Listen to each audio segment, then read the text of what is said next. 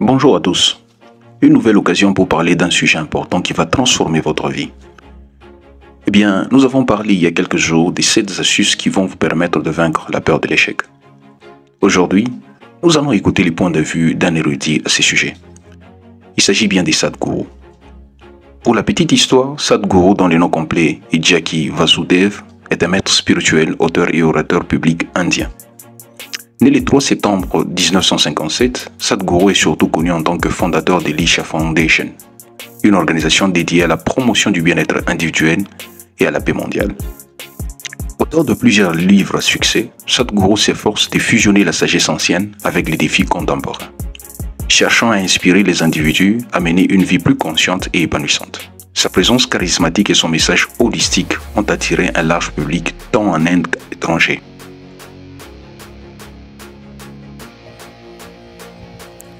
Pour celui qui considère cette vie comme un tremplin vers une possibilité plus grande, il n'y a pas d'échec. Pour celui qui considère les simples événements de cette vie comme le but de la vie, il y a échec et succès. Si vous considérez cette vie comme un tremplin vers une possibilité plus grande, si vous faites une bonne affaire, vous l'utilisez pour votre bien. Si vous avez une mauvaise affaire, vous l'utilisez pour votre bien. L'économie était en plein essor, lorsque tous les imbéciles pouvaient réussir.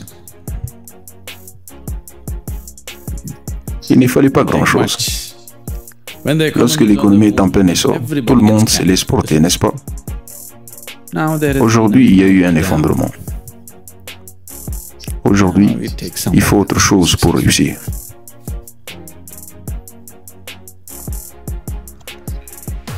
Ainsi, lorsque l'économie est en plein essor, vous aurez pu faire preuve d'une certaine sérénité à l'égard de l'argent qui affluait. Maintenant que l'économie est au plus bas, les robinets sont tous fermés. Il est temps de venir, de méditer, de marcher dans la montagne, de se faire l'homme. Il y a beaucoup de temps. Vous avez beaucoup de temps devant vous, n'est-ce pas? Quand il y avait de l'argent, vous prenez votre temps et votre vie. Maintenant que les robinets sont fermés, on a beaucoup de temps. C'est le moment. Peu importe ce qui se passe. Peu importe ce qui se passe dans votre vie,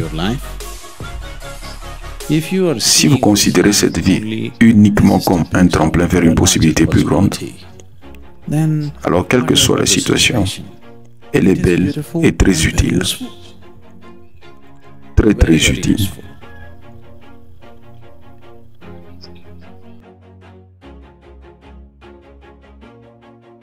Dans cette première partie, il nous montre que la vie est faite des vicissitudes. À un certain moment, il peut y avoir des échecs et à un autre moment, il peut y avoir des réussites. Le plus important à comprendre lorsqu'on arrive devant l'échec est la manière dont vous considérez cette situation. Si vous la considérez comme impossible à surmonter, rien ne va évoluer. Par contre, si vous la considérez comme une situation d'apprentissage dont vous pourrez en tirer profit, vous irez très loin. Il était une fois un fermier comme toi.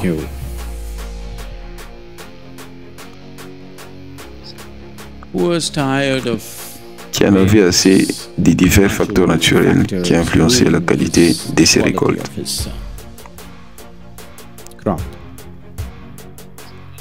Un jour, il a appelé Shiva.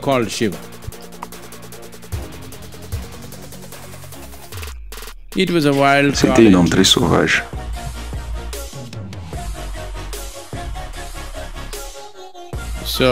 Il a trouvé un excès des ailes.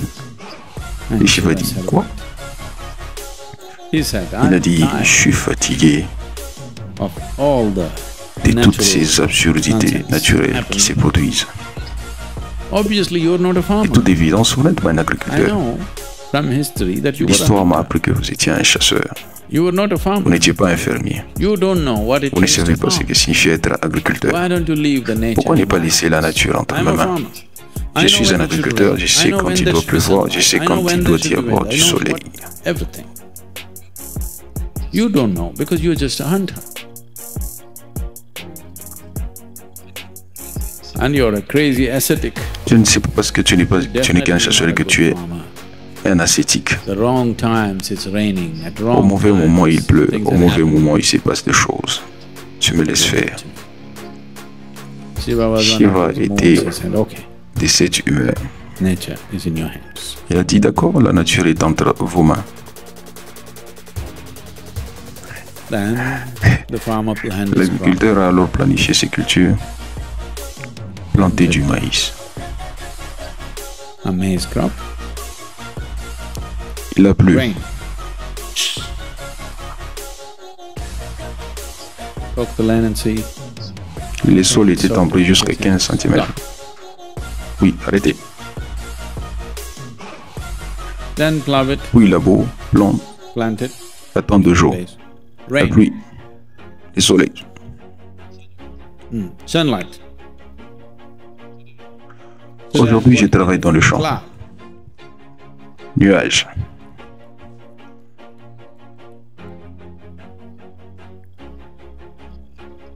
So everything just happened. Tout s'est passé comme il le voulait. A beautiful. Une belle récolte de maïs est arrivée.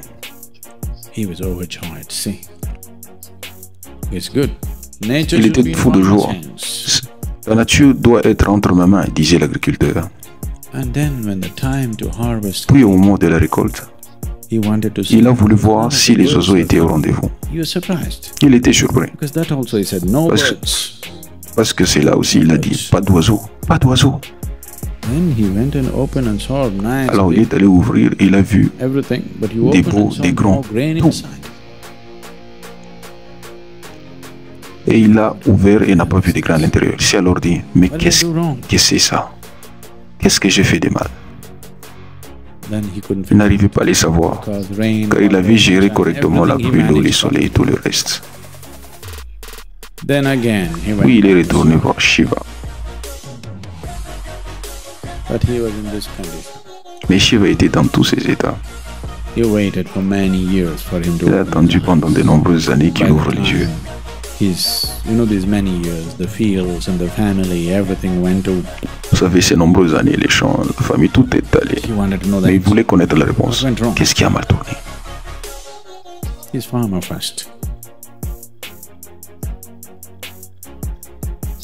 Then when Shiva Et opened lorsque his Shiva a eyes, ouvert les yeux, il a I demandé, did everything right, but there is no j'ai grain. fait tout ce qu'il fallait, mais il n'y a pas de You grain. sabotage my crop.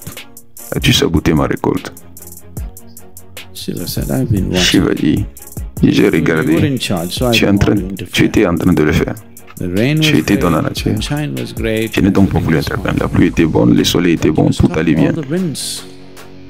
Mais vous avez arrêté tous les Always vents. send fierce winds, which would threaten J'avais your l'habitude d'envoyer des vents violents qui menaçaient votre crop. récolte.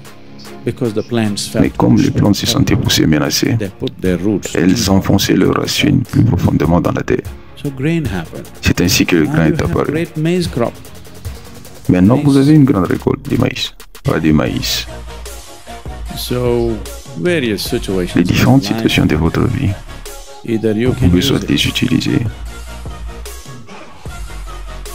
pour to make rendre yourself plus fort stronger, et meilleur, better.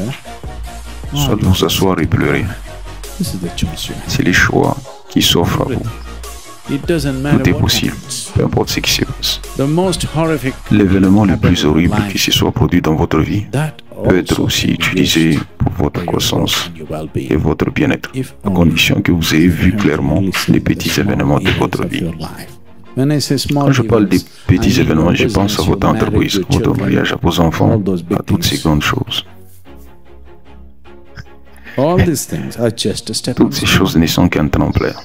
This is not new Ce to n'est you pas nouveau pour vous, because parce in que this dans cette culture, culture, they put this into you for on vous centuries. l'a for inculqué pendant des millenniums. They told siècles, you, your life is about pour des millénaires.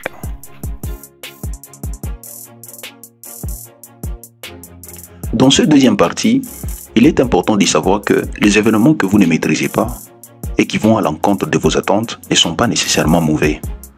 Même si à court terme, ils peuvent vous causer des sentiments négatifs tels que les découragements, les stress, etc.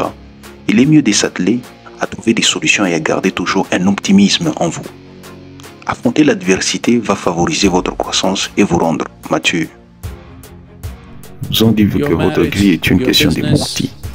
Votre mariage, vos affaires, votre vie sociale. Tout cela n'est qu'un moyen d'y parvenir. Soit vous y allez avec, soit vous y allez sans. Que vous soyez un sannyasi ou que vous soyez dans le samsara, votre seule vie est le mukti. Le but n'est pas seulement pour les sannyasis. Pour tout le monde, c'est le mukti.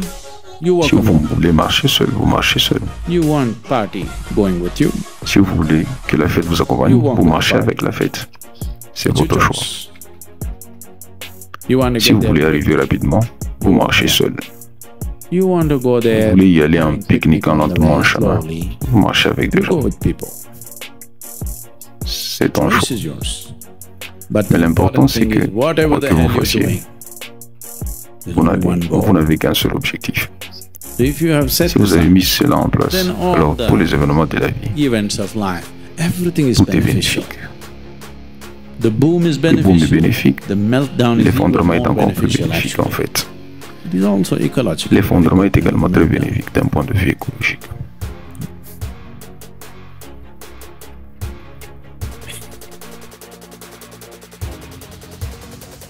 Dans cette partie de notre vidéo, on vient de parler des termes sannyasi et mukti. Ce sont deux notions importantes dans la philosophie hindoue. En Inde, un sannyasi est une personne qui a renoncé aux attachements matériels et aux obligations sociales pour se consacrer entièrement à une vie spirituelle. Il s'agit d'une étape avancée vers la vie monastique hindoue. Les sannyasis adoptent un mode de vie ascétique, se retirent souvent du monde et vivent une vie simple, dédiée à la méditation, à l'étude des écritures sacrées et à la recherche de la réalisation spirituelle. Leur renoncement inclut souvent les détachements des biens matériels, des relations familiales et des ambitions personnelles. Donc vous comprenez que pour atteindre leur objectif ultime de la vie, ils préfèrent évoluer seuls. Un sannyasi est généralement identifié par sa tenue distinctive qui peut inclure un vêtement orange, une tunique et parfois une barbe non coupée.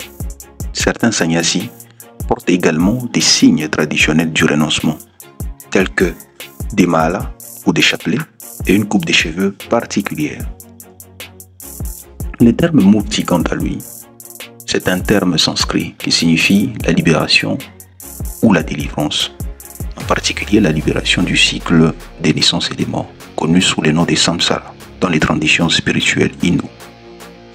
Pourquoi alors se libérer? Il faut comprendre que le samsara est caractérisé par le cycle sans fin des connaissances.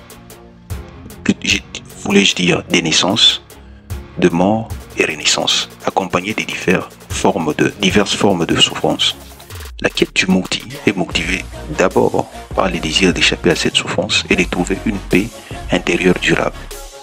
Ensuite, la recherche du mukti est souvent liée à la compréhension de la véritable nature de l'âme individuelle et à la réalisation de son unité avec la réalité suprême.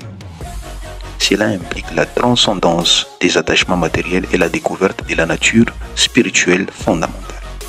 Enfin, certains cherchent les mukti pour atteindre une union ultime avec les divins, représentés par des concepts tels que les brahmanes.